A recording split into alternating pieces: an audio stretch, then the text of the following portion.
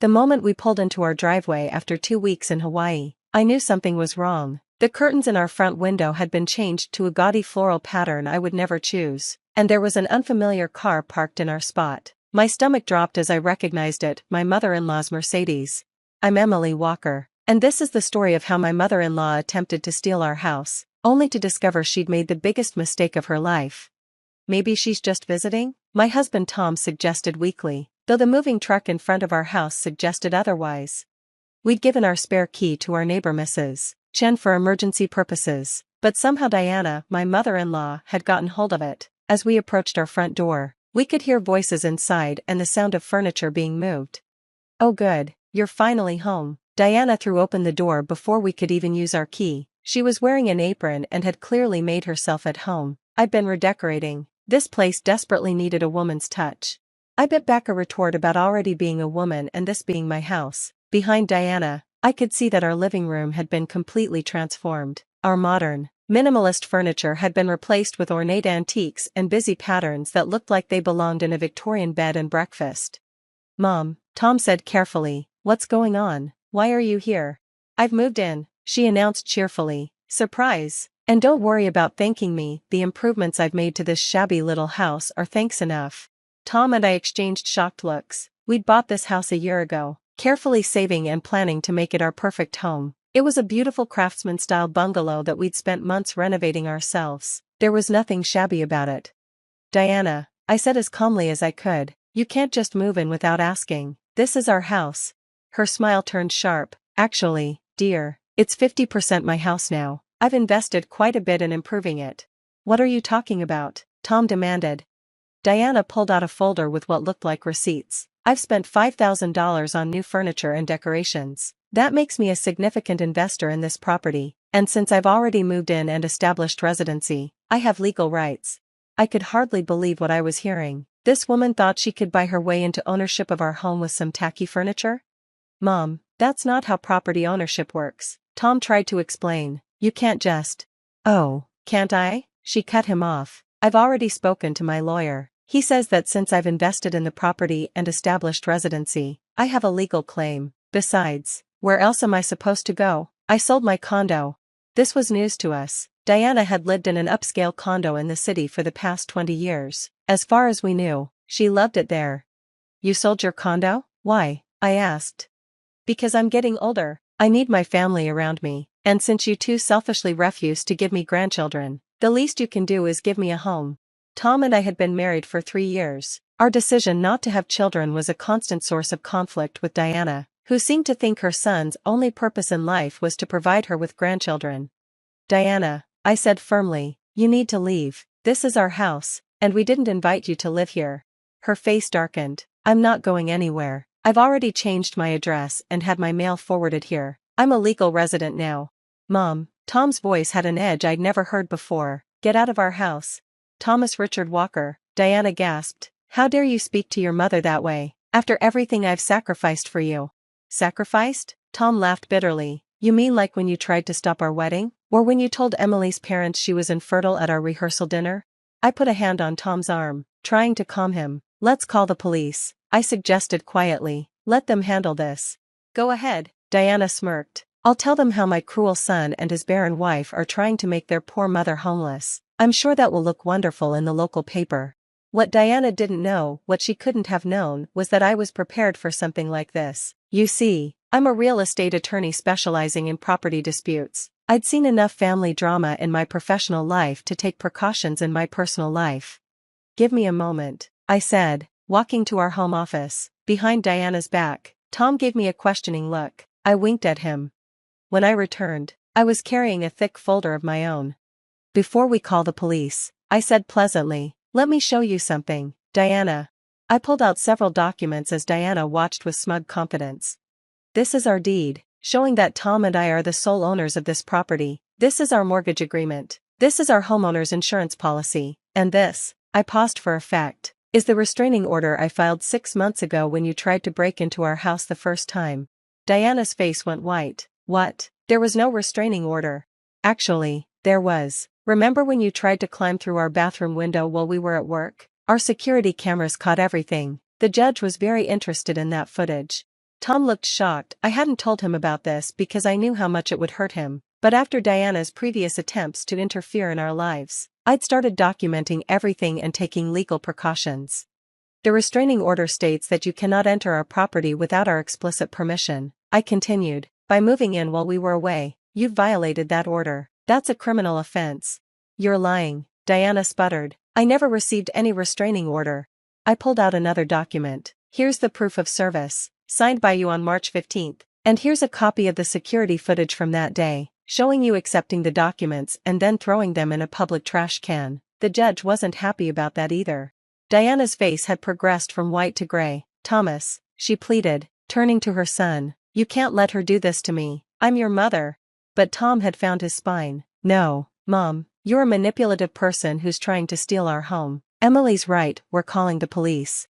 As if on cue, there was a knock at the door. Mrs. Chen, our observant neighbor, had already called them after seeing the moving truck and strange activity at our house.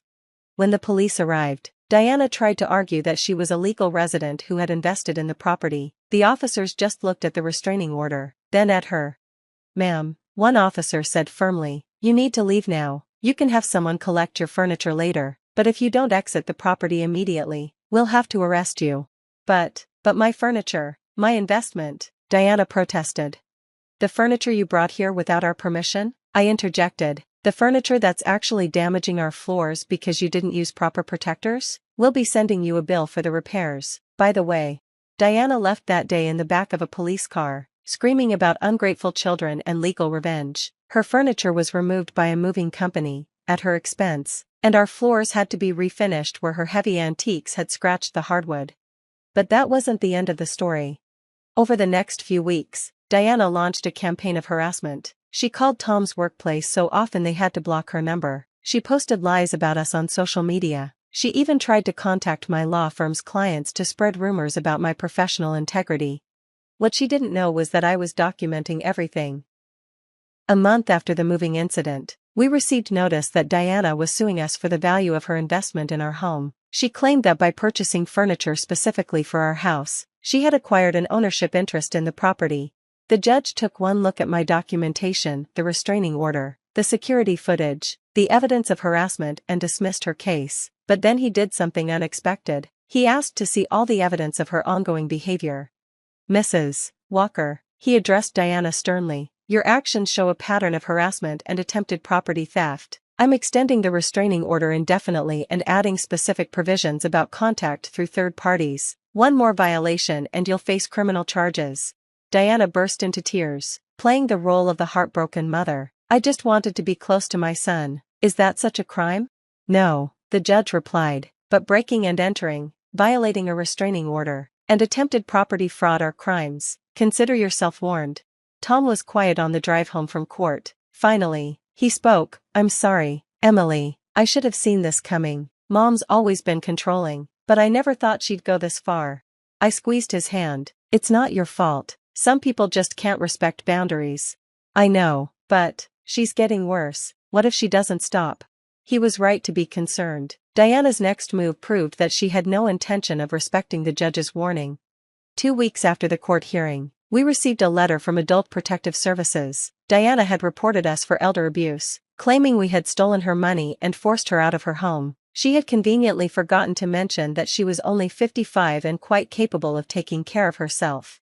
The APS investigator who came to our house was thorough but fair. I provided all our documentation, including the court records and restraining order. When she learned that Diana had sold her own condo voluntarily and tried to force her way into our home, the investigator closed the case immediately.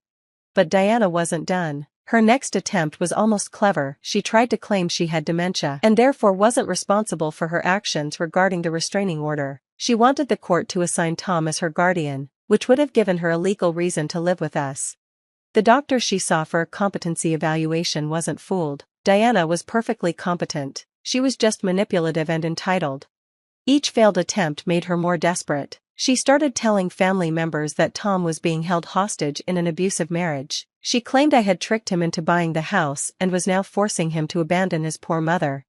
Most of the family saw through her lies, especially after Tom showed them the security footage of her breaking in and the documentation of her harassment. but a few flying monkeys took her side, leading to some awkward family gatherings.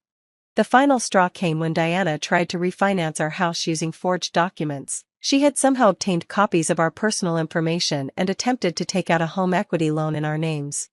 Fortunately, the bank's fraud department caught it immediately. The signatures were obviously forged, and Diana's desperation had made her sloppy. She had listed herself as a co-owner of the property, which a simple title search disproved.